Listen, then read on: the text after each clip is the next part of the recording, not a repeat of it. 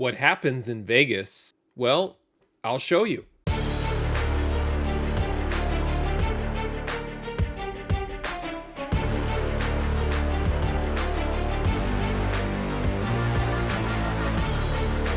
Hey there, today I have a local comic book shop tour for you. I haven't ever really done one of these before. I have been away for a little bit out in Las Vegas, Nevada, and I had some downtime on one of the days that I was out there. And I decided to basically take a tour of some highly rated or well-known Las Vegas comic book stores. And what I did was I documented my, and what I decided to do was document my tour. And I have some photos and videos and some comics to share with you about the tour. I think overall, it was a good experience. I ended up finding these specific shops to visit, of course, close proximity, but I was in Las Vegas, so it was just, trying to find a decent radius around the main hotels on the Las Vegas Strip. And also really only had their Google ratings to go by. One of them in particular was, I think, more well-known just because they do a lot of selling online. But for me, it was a good experience because I wanted to figure out, really, is it worth it to go to an LCS if you're doing a lot of like back issue hunting at this point? Because I do the bulk of my purchasing online, and I wanted to see, was there a difference in quality and price? And I had certainly had my own working theories going into this, but really there was only one way to prove it out, and that was to go into the physical stores myself and take a look at their back issue selection, just to see how the stores were laid out and so on. And I did end up walking away with a number of comics right here. Of course, for collector's auctions in particular, I had to get a copy of X-Men 213. But I'm going to go through all of the books that I picked up, the prices that I paid, and compare those to fair market values like I would typically do on like a comic book haul or unboxing video. And I'll have that at the end. But I wanted to go ahead and share with you the photos and the videos that I took while I was visiting the shop so that you can see kind of my more immediate assessment and review of each store and the books that I picked up at each store. So please enjoy my tour of Las Vegas comic book. So please enjoy my tour of Las Vegas comic book shops. And then at the end, I would love it if you stayed to watch. And then at the end, I'll share with you the breakdown of what I paid for each book and the grade that I ended up assigning to each of these books that I got while I was in Las Vegas, Nevada. Enjoy. Hey there, so we are at Maximum Comics in Las Vegas, and this is the first stop on my Las Vegas comic book shop tour. They're currently open, so let's head in and take a look at Maximum Comics. All right, Maximum Comics, just got out of the store. I ended up not buying anything. Everything was kind of new releases or recently released back issues. They had some back issue bins. It was a little misleading. They said you could buy 20 back issues for $2, but it excluded everything with a green or a pink sticker, and almost all the books had a green or pink sticker, which meant they were $5, $8, or $10. So a little pricey on the back issue books, especially with them being recently released books.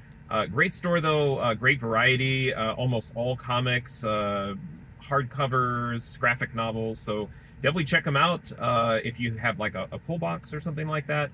But I'm really kind of on the hunt for older books. So on to the next store.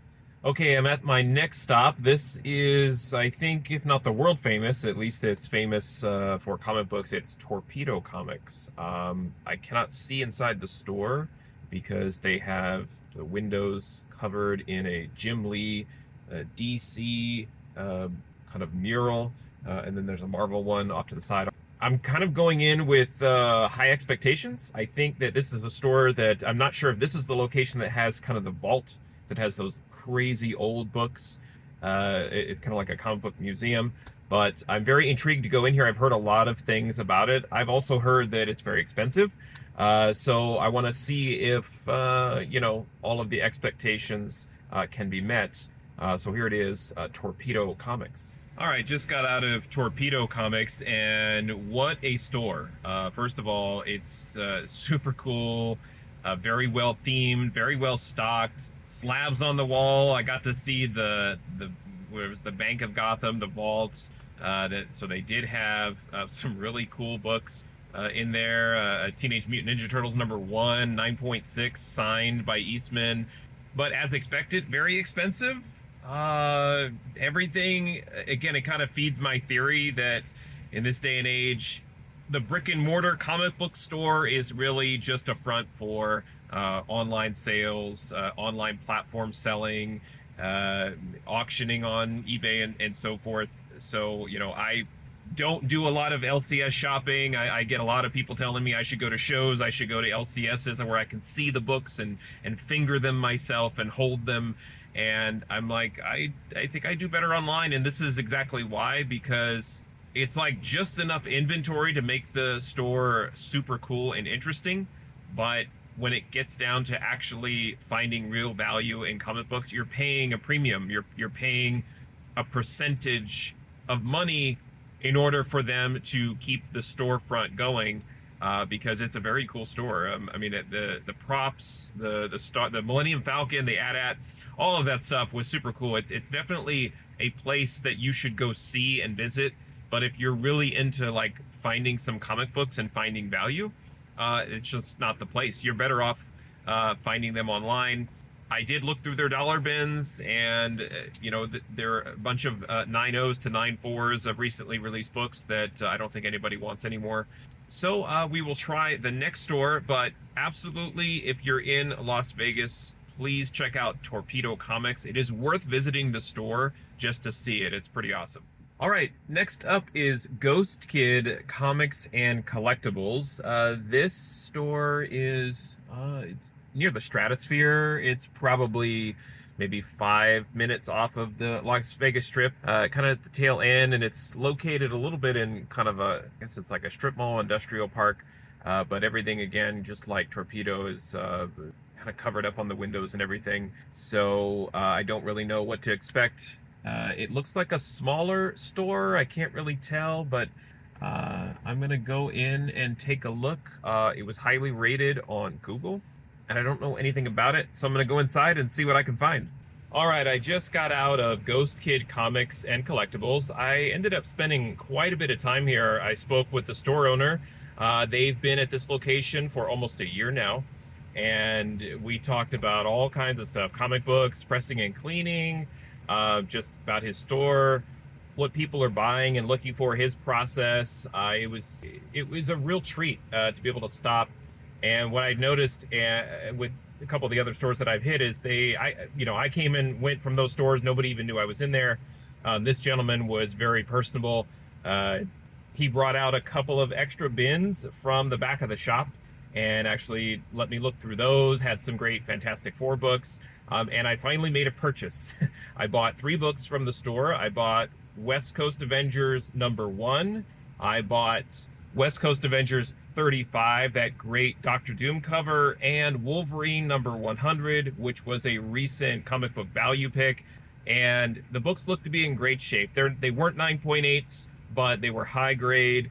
Some of them I think I could probably work on, but they were books that I wanted, but I also wanted to support the store as well. So it was a great combination of being able to find books, I think, at a great price and a great store, a great experience. And I talked to the store owner just about customer service and the customer experience and kind of, how I shop online and being in the store and kind of the store experience. And he's a big believer in customer service and treating the customers right.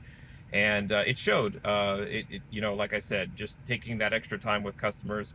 And it showed because of the extra time and attention that he gave me while I was in the store. He even showed me a book that he was working on. He was working on a copy of Last Ronin #1 and getting that cleaned up and pressed as well. So he's got a lot of great services, a lot of great books, great philosophy around inventory management and what books should be out on the shelf. And he's doing some more additional renovation to maximize space in the store. So I'm going on and on about it because I spend a lot of time in there. So far, my favorite shop that I visited here in Las Vegas. So definitely check them out. They're on Sahara, Ghost Kid Comics and Collectibles. All right, at comic store destination number 4. This is Cosmic Comics. It's right behind me over there. I'm going to go in and check this one out. This is another sort of strip mall in Vegas. This one's much further away from the Las Vegas Strip, but I'm going to go in and check it out and see what I can find. So here I go. All right, finally got out of Cosmic Comics. I spent quite a bit of time in this one. They had a large selection of books from pretty much every age. As most LCSs nowadays, the further you went back, the fewer copies you have available to look at or choose from. But had a lot of, I would say, really strong Copper Age inventory. I found a lot of great books, a couple of Bronze Age books, but mostly Copper, and got a nice little stack of books. Prices were very, very reasonable here. I think that the selection overall was very, very good. They had a huge inventory of back issues in the middle, and then new books along the walls, a lot of slabs reasonably priced, a lot of 9.8s around $40 or $60. So it's very tempting to pick one up, but pretty much just stuck to the raw books. And everyone was very nice and friendly. Again, it was a good combination of probably like a very, very small and personable LCS and a larger LCS. It was a really, really nice combo. So I would definitely highly recommend checking out Cosmic Comics. And I ended up picking up about 7 books, including a dollar book. And all the books that were out kind of on the floor, they probably ranged in somewhere from like a 7.0 to a 9.4. Every book that I kind of looked at, there was some little minor defect, but a lot of good books in high grade if you can afford to spend the time to go through the bins. But definitely recommend checking out Cosmic Comics in Las Vegas. All right, the last stop in this Las Vegas comic book shop tour that I'm on, I'm about to head into Alternate Reality Comics here in Vegas. It got great reviews online, so I'm gonna go in and check it out for myself. Here I go. All right, that was a little bit of a letdown. I don't know, that store was weird. They had a lot of back issues, 50-cent bins, dollar bins, but the books were all over the place. There was hardly any organization in there. Books weren't alphabetized. Most were not bagged and boarded. And then they had a whole section of new books and a bunch of graphic novels. It was kind of a quirky store. So I kind of appreciate that a little bit. Just kind of, it had a certain kind of, I don't know, just a little bit of a vibe to it. Kind of fitting to the name, Alternate Reality. Just kind of hop in there. Maybe it's a good place to pick up a book and read or something like that. But if you were interested in a key of any kind, it had to be from the Copper Age. I didn't see anything really that was before Copper Age. Maybe a random bronze book here and there. And then on one of the kind of the end caps, they would have like a run of Thor from the late 80s or something. So it was just really strange and odd how everything was organized in there. The other thing, the entire time I was inside, the 2 gentlemen that were working in the store were on the phone with somebody trying to figure out their Diamond and Penguin orders and getting it into Shopify and stuff like that. Said hello and goodbye, and that was it. So I really didn't feel like spending any money in that store. But a good place to come in and hang out. It looks like if you want to order new books, have a pull box, it's a good store to do that from, but certainly not a store I would go back to hunt for back issues. So I didn't get anything from that store, but that ends my Las Vegas comic book shop tour. That was the 5th shop that I stopped at today. I definitely think they're all worth checking out for different reasons, and it was a lot of fun to actually go into LCSs, interact with folks, shop around, see the different layouts of the stores, and so forth. And now let's take a look at all the books I picked up today. All right, here we go. So here are the books. We're going to take a look at the grades for each of these, and I'll start with the Ghost Kid Collectables books. And first up is West Coast Avengers number 35. The price tags are on these books, so you can see what I paid for them. And just so you know, too, I definitely knew these books were not 9/8 or 9/8 candidates, and I kind of looked at them through the bag and board. So I'm going to look at them in more detail here, and you can see right there, there's definitely a lot of creasing going on. It's just a lot of waviness. So obviously would benefit from a press, and I kind of knew this, but I didn't really see too many significant spine ticks. I really felt like this was somewhere in the 9.0 range. So I just wanted to verify this. And yeah, I can tell we've got a spine tick right there. Obviously the dent in the crease here, the one down here. So this would look really nice after a press. But I picked this up, I think, for obvious reasons. Just a great Al Milgrom Doctor Doom cover. A little bit of discoloration at the bottom. I think my initial assessment of a 9, it might even be too high. There's just so many different creases all over the place. Just different, almost like thumbnail imprints and so forth. The good news is I don't see any page tears, and I also picked it up because the corners of this book were also pretty strong. So I figured if there were lots of creases here, here's like a dog ear crease too. I'm probably going to land on an 8.5 on this one, just because I feel like the amount of creasing is just so severe. Here's another probably finger bend right at the top, right there over the VEL. It's probably borderline 8.0 at this point with all the creasing. But I'm going to settle in at an 8.5. I really do feel like with a nice press that most of all of these creases will come out, and it probably could land somewhere around, maybe a 9.2. So just the creasing is so severe. I think maybe just to be on the safe side, I'll go ahead and give it an 8.0.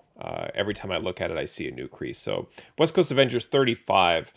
Giving this one an 8.0, but definitely a candidate for pressing. All right, there it is in a new bagged board with the 8.0 and the press indicator.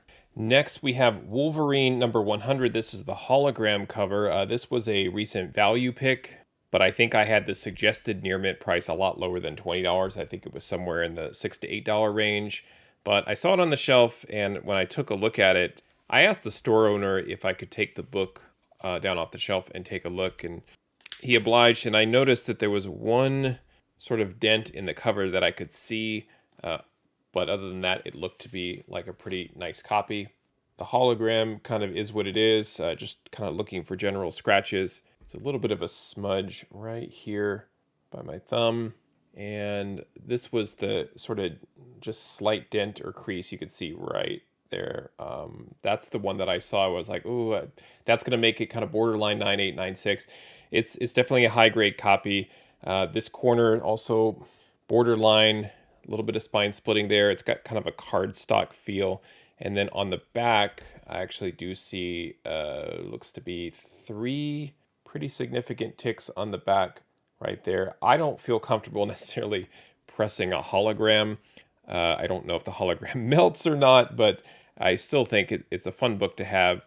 And at the price point, being above what I would have paid, but I just felt like the copy that I was looking at was pretty strong. There's another sort of the same thing. It's not necessarily like a dent. It's just a little bit of a, I don't know if that's a manufacturing thing or not, but it probably classifies as a spine tick. Looking at it now, this is probably a 9.2. I don't know if I would press this book myself. I think I'm just going to leave it as a 9.2.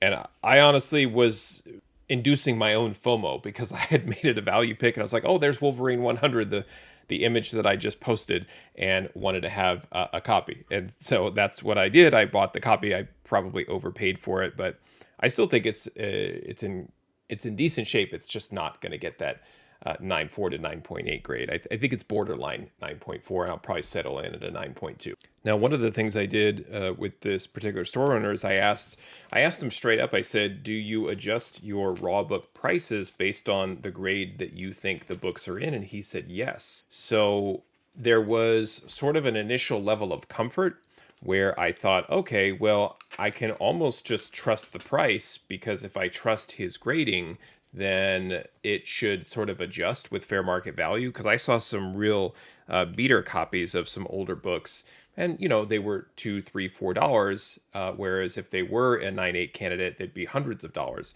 So I did feel like I was supposed to trust the grade and trust the price, but also looking back, you're kind of grading these books and protecting your own interests as well. And I don't think you're going to put a 9.8 copy of a book raw and mark up the price. But there was something about it where I saw like West Coast Avengers number 1, $25, where I felt like there was a fair market value for a raw book adjustment, based on the grade at the time the store owner reviewed the book. Now, nowhere on this does it say like near mint or VF plus or whatever, but that was kind of my way when I was looking at all the books, is to say, okay, if I see a book that I know is a key and I see it's $5, I just went ahead and assumed it was a low grade copy, instead of looking at the same book like 10 times and seeing the same price, like $100 for each copy. And then on my own personal inspection, the grades differed. Hopefully that makes sense. But I just was sort of assuming a grade, so I didn't take the books out of the bag and board and like really scrutinize the books like I am now. This one, again, I knew that there were creases in this and pressable defects right there at the top. I know it's like if that's a finger bend, it's a giant finger. But again, little things like this, just little folds that create these little creases and dents. But a tough book because of the black background. This one actually breaks color just slightly right there. But it felt like a very solid copy to me. On inspection of the back, not sure what that is. If it's some sort of stain, that's unfortunate. Again, this is why you're supposed to inspect the books, but there's something about being in the store too where I'm like, I don't want to take every comic book out of the bag and board right in front of the owner. And I didn't want to upset the owner either if I was like, can you take all of these books out and flip them over for me? Because I don't know if I would have purchased this with that stain. That's just, I can't do anything with that. So now I have to factor that into the grading. The back is also dirty, so it would benefit from a clean, but probably somewhere in a 9. That again, I think I would still possibly clean and press this book maybe just to make it more presentable, but it probably maxes 9.4 tops. There's also a pretty significant crease in here, and maybe it is an 8.5 now that I think about it. I'm going to settle in at 8.5 for West Coast Avengers #1, primarily due to this significant crease here, the stain on the back, and the fact that there'd have to be a clean. I always kind of knock it down a grade point or a partial grade point for the cleanliness of the back cover specifically. So if I'm kind of working backwards, it's kind of starting from a 9.6. The stain is probably 9.4, 9.2. These dents, again, kind of 1 each and 9, 8.5 when you factor in this one as well. And that's just kind of how my mind is working as I'm coming up with a grade 8.5 for West Coast Avengers #1. So those were the 3 books that I picked up from Ghost Kid Collectables. And again, great experience, great store owner. I think that I just don't know if I would have really trusted the grading, or if I really, maybe when I run the numbers, it'll make a little bit more sense. I will be honest too, I bought these without looking up the values. So that's something else that, normally I would do, is I would really scrutinize the numbers and say, okay, if somebody thinks a book is 9.4, it's probably closer to a 9, and then I would run the numbers against a fair market value of a 9.0 and kind of, or work backwards from a slab copy. I just didn't want to do it. And I think that part of it is I was just enamored with the owner and his shop and the conversation, and really just wanted to support the store more so than trying to find books at investment grade or investment value. So I'm happy with these 3 books. I'm glad I bought them, but I probably overpaid for them based on the condition as it turned out to. Actually, the West Coast Avengers 35 I gave an 8.0. And I think that's fair. That one is definitely an 8. 8.5 for West Coast Avengers #1, and the 9.2 for Wolverine 100. Now for the books I picked up at Cosmic Comics, and we will get started with the infamous X-Men 213. I know Collectors Auctions love this book. He loves it. I love the book too. I don't think I have a newsstand copy. I think the couple of issues that I have, the couple of copies that I have, are direct. This one, I'll be honest, this one, it was a $4 price tag. I'll be honest, I knew this was beat up.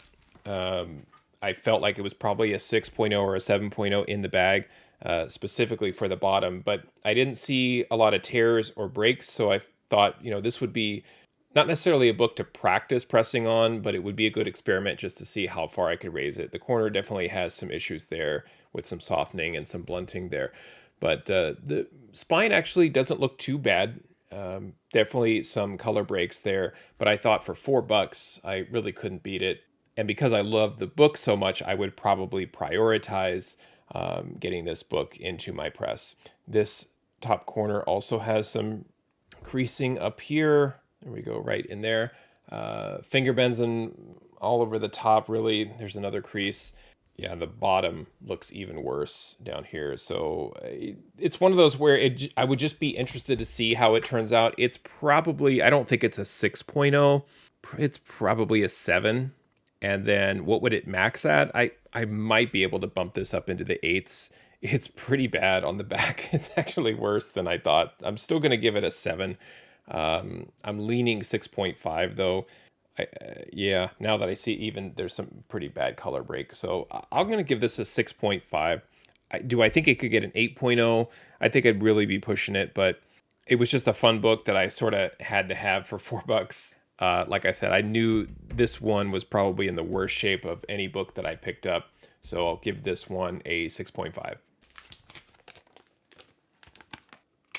Now, with X-Men 213, this particular copy, I gave it the 6.5, but only a press. I don't think it needs to be cleaned. I don't think it would really benefit anyway. I just think it needs a straight humidity treatment and press and just see kind of what happens. I have a feeling like a lot of those creases on the back against that TSR ad that's really dark, I just feel like a lot of that would be permanently creased. It's really hard to, get all of those like really deep creases out and completely crisp and flat.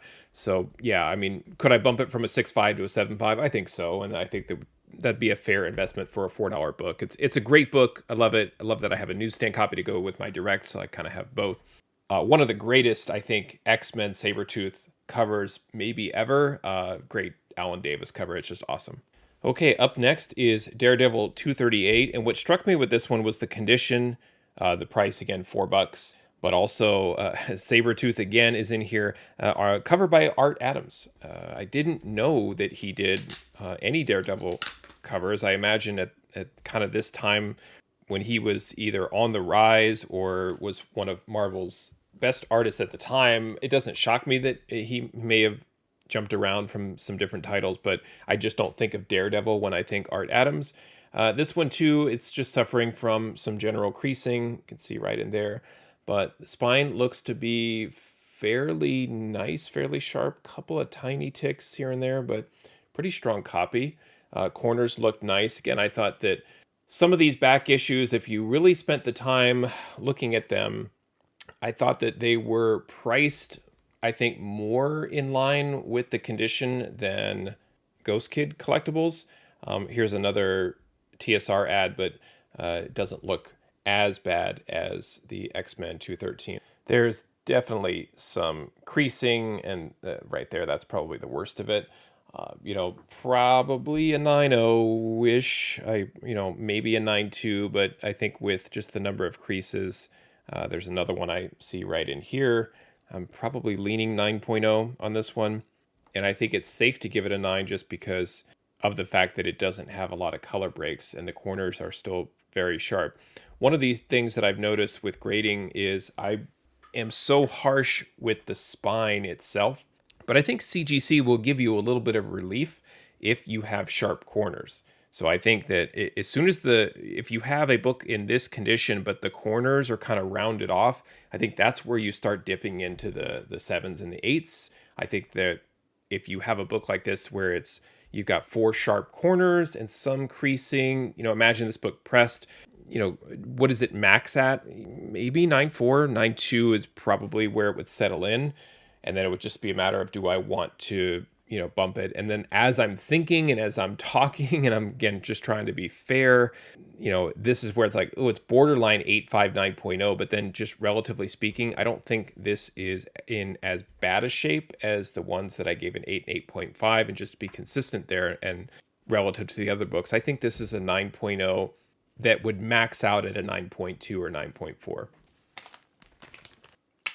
right, there we go. Just a beautiful Art Adams cover.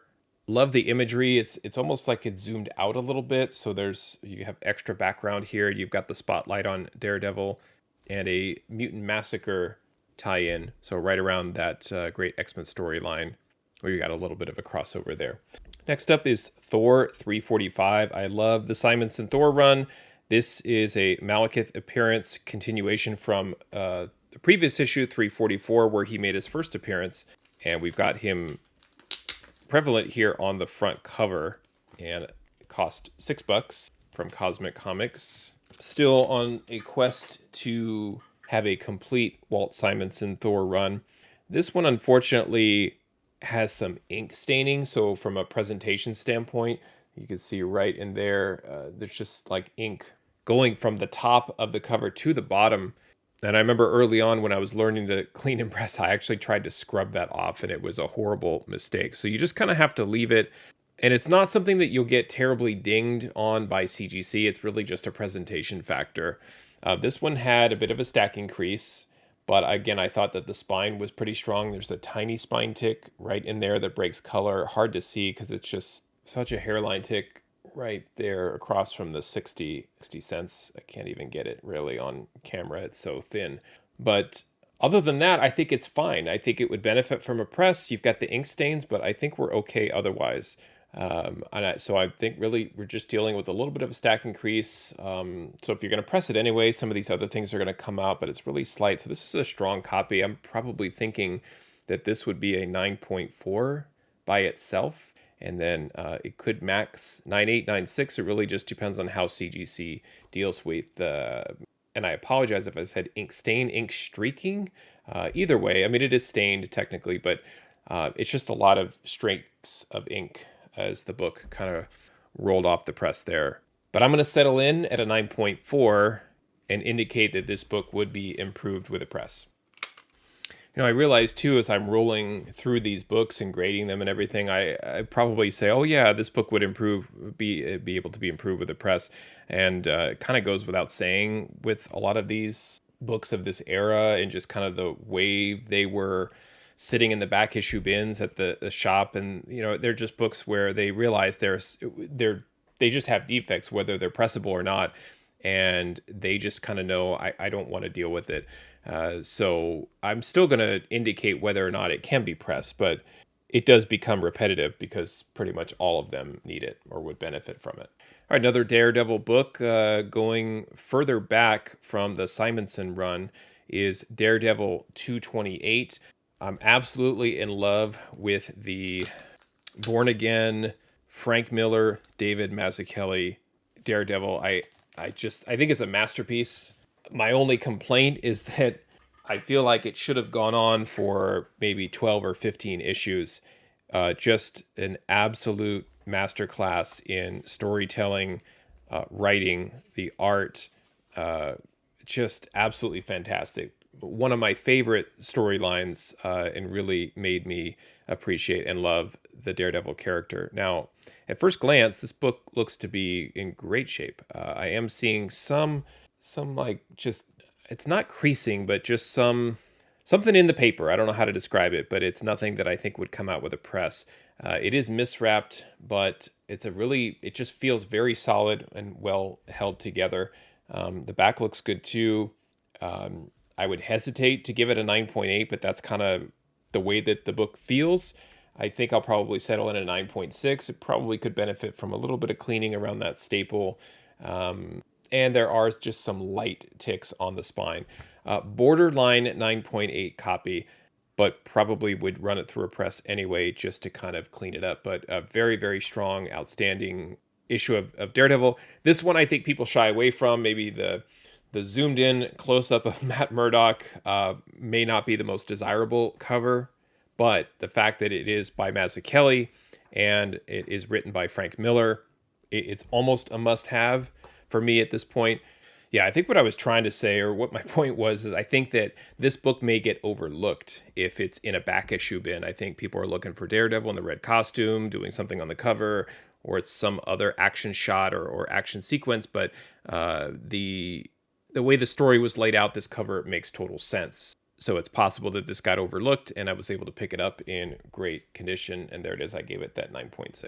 Now, I couldn't leave Las Vegas without picking up some nostalgic book for me, and this is G.I. Joe 44. I paid $5 for it, and I remember taking my comic books to and from my trips to Vegas when I was younger, and I just had a bag filled with G.I. Joe and Transformers comics. So I felt like a kid again as I was rummaging through these back issue bins, and I came across the G.I. Joe issues, and I have this book, but I wanted to just get a copy. It's one of those things where you're just sort of, it's like comfort food in a way. These are comfort comics, and I just kind of had to have it to just round out my full visit to these comic book stores. And also, I thought this was another book that was in great shape. In fact, I'm looking at it now, and the spine looks to be very nice. I don't see really any spine ticks at all. It has just a slight stacking crease. Definitely creased up in here, so I would need to press this out, but this might just be the same as Daredevil 228, where a really nice quick press could potentially bump this up into a 9.8. So I'm going to leave this alone. And sometimes when there's not a lot of defects, you just sort of know it looks great. I am giving it another once over, but yeah, there's just some ink dots here, but nothing all that bad. Just barely miswrapped, but very presentable. Colors are still very vibrant. It just has a little bit of a stacking crease here that would come out with a quick press. So I love this one. G.I. Joe 44. Man, it takes me back. I love it. So I'm glad I got not only an issue of G.I. Joe, but one in high grade, which is great. All right, very nice. Back-to-back 9.6s. Now, I couldn't leave an LCS without looking through dollar bins because that's what everybody else does. And this is Guardians of the Galaxy number 5, cover by Jim Valentino, inks by Todd McFarlane.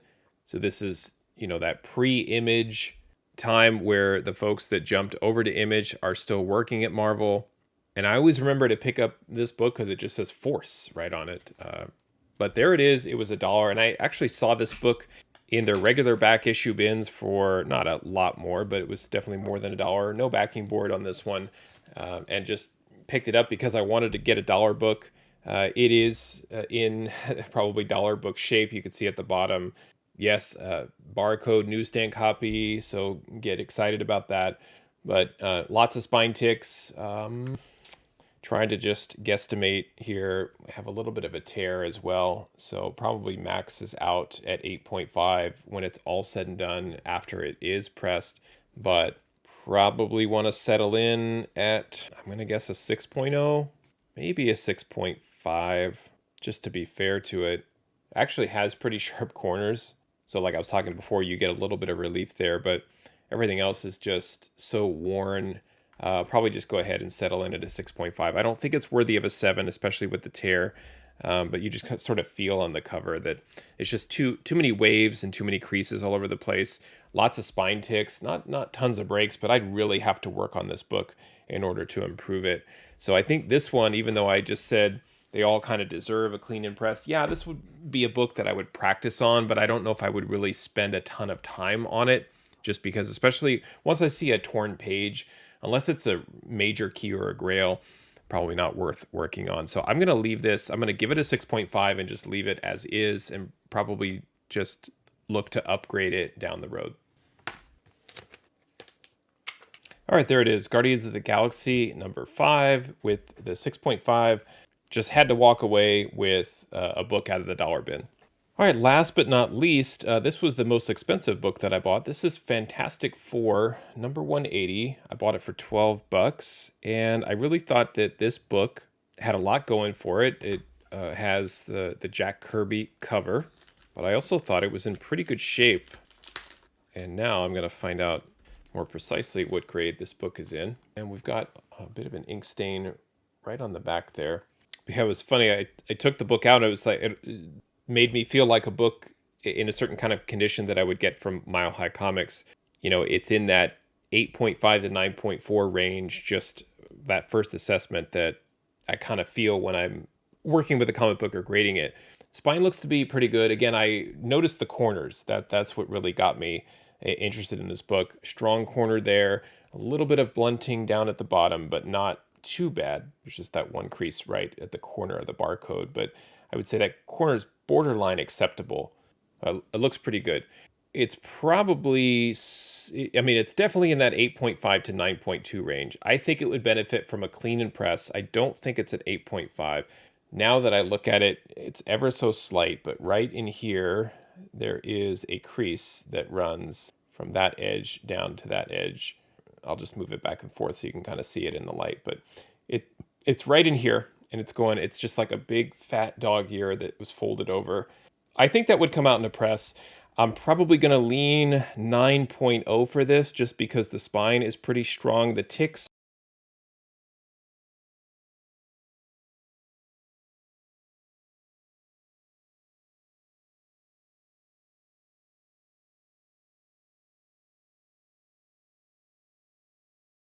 I think that's where I'm going to end up with this one. But I wanted to pay a little bit of extra money just because I thought this was a really nice book from 1977 that I thought was in high grade. And still, from the defects I could see through the bag, I felt like it could be even improved further. All right, there it is. Fantastic Four 180, 9.0 clean and press. And I did look at one of my Fantastic Four slabs that got a 9.4, and this really isn't that far off. So I think that the 9.0 is an accurate grade. I think that the very slight dog ear on the back, I think just because it's going, it's such a significant part of the book that I think that's what I would get dinged, because I think some of the grading that CGC does, you're measuring defects too. You're measuring how deep the ticks are, how much of a color break, how much of a tear. All of it is measured, and I think that if you looked at something that went across the book like this, and you're measuring, okay, that's probably 2 inches worth of a fold. There's probably some formula there that would move this down into a 9. The good news is I think I can fix that and probably move this up into a 9.4. So I'm glad I picked this one up too. I love getting back issues of Fantastic Four, and you got Jack Kirby goodness on the cover. You can't go wrong. And those were the books I got from Cosmic Comics. Some great nostalgia. I think you kind of see the the timeline, the time frame of the books. There was something about being back there, thinking about when I had comics as a kid, and these were the types of books that I had with me. Now let's take a look at the values of these books in the grades that I assigned currently to figure out, did I pay a good price? Did I overpay? Or was I able to get these books at a really good price and add a lot of value to my collection? Let's find out. All right, here is the breakdown of the books that I picked up at the two shops that I did purchase books from, Ghost Kid Collectables and Cosmic Comics. The first set of books that I'll go through are the Ghost Kid Collectables, where I got the 2 copies of West Coast Avengers and Wolverine 100. He did give me a 10% discount off of the cover price, and there was a little bit of tax, but I don't remember. So I ended up I'm just using the sticker price, if you will, just to keep the math simple. So it was probably a few pennies more per book, but ended up paying about $54 for the 3 books. I've plugged in the grades here. The fair market value of these 3, I think it's pretty fair. $11 for Wolverine 100, $10 for West Coast Avengers 35, and $12 for West Coast Avengers #1. The 35 kind of snuck up on some people a couple of years ago, because Doom is always kind of collectible, but a lot of times speculators are heavier on Doom than at other times, and I think this was one of those, like, hey, there's also this great Doctor Doom cover in West Coast Avengers, and people saw it and thought it was great, and that book, I don't want to say the price has been inflated, but that's why it's still hovering around $10 and has some minimal value if graded. But that one I gave an 8.0. I don't think it's a 9.8 after it's dealt with. So from a fair market value perspective and a CGC value, it looks like I overpaid for these books. If I wanted to get a CGC 9.2 of Wolverine 100, it would only cost me $36, and I ended up paying $18 for it. So, I mean, I don't know if I want a slabbed 9.2 copy of that book anyway, but I'll show you the final totals here of all the books together. Here is the other stack of books that I got from the other LCS with the grades plugged in. And this one, I think I did a little bit better. The fair market values of some of these is so weird with cover price. $34 for Guardians of the Galaxy #5. I think it's because it's the newsstand copy and people love the newsstands. And it's not that it's rare or hard to find, but there's just fewer sales of the newsstand. So I think a VF of Guardians of the Galaxy 5 is $34. This one it's a straight up 6.5 all day long. It's in horrible shape for the age of that book. So I don't believe it's $34, but I'm just trying to stay consistent with the cover price fair market value, and that's what it's saying it is. G.I. Joe 44 is $11. It only cost me $5. Daredevil 228 worth 8 only cost me 3, so you can kind of see a trend here. 345 was a wash at 6 for that copy of Thor. Daredevil 238 has a fair market value of $15. I paid 4. Again, Uncanny X-Men 213, cover prices, numbers, not mine, $50 for that book in a newsstand. Again, I gave it a 6.5 just because it really was quite beat up. So not quite a dollar bin book. It honestly could have been, but because of the significance of the book, I didn't realize it's the first, again, I don't know if it's a cameo of Mr. Sinister, but he's in the shadows of that book. So if you're into Mr. Sinister and you kind of want all of his appearances, then 213 is important to you. But that is a newsstand copy, so it is what it is. $50 fair market value of that reported by cover price. Fantastic Four 180, the last book, $15 fair market value. I paid 12. So if I move the columns over just so I can see the difference, all in all, from a raw value perspective, I lost $21 on the 3 books I picked up from Kid Collectables, and I gained $104, if you believe those values from cover price, on the Cosmic Comics. So just looking at this from a raw book perspective, I'd probably go back to Cosmic Comics. They had tons of back issues sitting in the middle of the store. I'd love to finger all of those and see if I could find some more sneaky hidden value. The other great thing about Cosmic Comics is I did walk out of there with 2 9.6s and 1 9.4. So maybe if I had spent more time or was more patient, or maybe kind of went in and just focused on a couple of rows and then just realized I could come back another time and look at the other books. Not that I felt rushed in there by any means, but I did feel like I couldn't spend all day in there, even though I wanted to. They'd probably at some point either run me out of the store or ask me to stay for dinner. The CGC value is interesting as well. For the 3 books from Ghost Kid, if I were to send all of those books in for grading as is, and I received the grades that I gave the books, I would have stand to have lost $33.54. There is some CGC value in the Wolverine 100 and West Coast Avengers #1. West Coast Avengers 35 is interesting because there's fair market value in a 9.8 and it's super high. Grades less than that, it just sort of tapers off into nothing. So no value in an 8.0 there. And then for the other books, almost a complete break even. I would have gained 7 cents had I sent those 7 books into CGC, expecting to get those grades back. Now, what's interesting to me there is that's without any improvement whatsoever to the books. And I do feel that Daredevil 228 and G.I. Joe 44, honestly, with a quick press, probably gets the bump to a 9.8. So that's kind of exciting there, that those 2 books, 5733 and 6267 respectively, has even more potential there. So if I were to send those 2 books in and they get the 9.8, probably pays for all of the books that I picked up and maybe even a little bit more. So that's cool. Now, for the more interesting question, what did I learn? How was my experience? I go back and forth with this. Like, you got to go to an LCS. You got to go to a show. You have to be able to hold the books in your hand and assess them. And I think it's true. I mean, I could have spent more quality time with the books and, like I said, asked to get the books out of the bag and board, really scrutinize them there in the shop. But I don't really feel comfortable doing that. Part of it is my level of comfort with these collectibles, and I'm not buying grails. These are not super high-end keys like that X-Men 213. I could see right through the bag and board. That's not a near mint copy. So I don't see the difference. And I know it's a little controversial because when you're buying books near mint, sight unseen, and you're paying the prices that I do, and then I get a book back and it's a VF or at worst a fine copy, you're like, you're an idiot. You're buying these books without looking at them. Of course they're not going to come back in the grade you'd expect.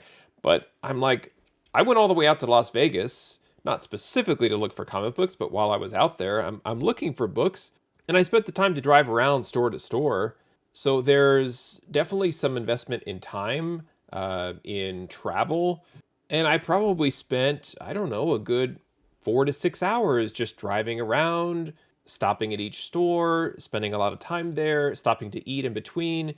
And I could sit from the comfort of my own home and do pricing research and analysis, and in some cases look at scans online. And I'm really torn with the idea of being in person and using the skills that I've developed with grading and assessing books, and I understand that completely. But I still feel like for the time investment, buying online, just like anything you buy online, it's more beneficial. I feel like I have enough risk tolerance built into my analysis that I'm protected if a book comes back in a lesser condition than advertised. Whereas if I'm in a store, I don't want to like bring a laptop in there and start scanning books or taking lights and shining them in to get every little defect. Like I said, there's some sort of just respect and courtesy as a customer where you just don't want to sit there and have to handle all of these books and potentially damage them and so forth. I would love to get your feedback. Are you an LCS only person? Are you an online only person? How do you feel about somebody in my situation that prefers to buy online but gets told you need to buy in person? And I know it's sort of like collect however you want and don't really worry about it. But in terms of actually being in the store and being around the comics and just kind of remembering what it was like when you were shopping for comics as a kid, either off spinner racks and grabbing those newsstand copies or visiting your comic book store to get the direct copies, there was definitely a nostalgic feel. Torpedo in particular was pretty cool. I have to be honest, to actually stand in and look at all of the decorative props and the statues and the slabs and the vault. That was really, really neat. So there was definitely an experience factor that's absolutely worth it. And then, like I said, with Ghost Kid Collectables, talking with the store owner for as long as I did, that conversation was one of the highlights of the trip that you absolutely can't get online. So I understand that. So all in all, I think it was a great experience. I'm glad that I did it. I'm glad that I got the books that I did. But now that I'm back at home, I'm ready to resume my normal online buying activities. Thanks for watching. Happy collecting, and see you next time.